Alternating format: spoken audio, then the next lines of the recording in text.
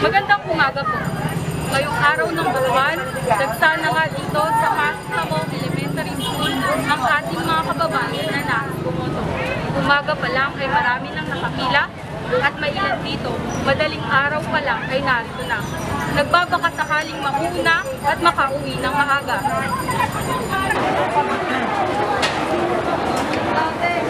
Siksikan at mahabang pila ang naranasan ng ilang mga botante ng Barangay Pasong Tamo sa Quezon City dahil sa dami ng taong nais bumoto.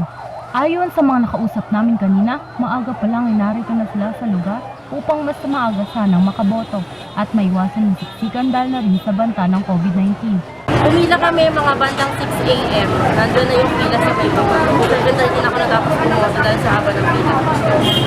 Dahil sa dami ng tao, hindi maiiwasan ang ilang reklamo, lalo na ang mainit na panahon sa lugar. Lang ang hirap kasi mainit, siksikan, ang daming nakapila, sobra-sobra na yung nakapila sa isang classroom. Alam naman natin yung mga classroom dikit-dikit.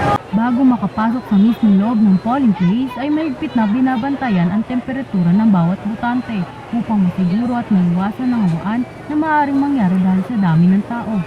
Bawat sulok ng lugar ay may nakabantay na mga pulis upang masiguro ang kaligtasan ng mga botante na boboto ngayong araw.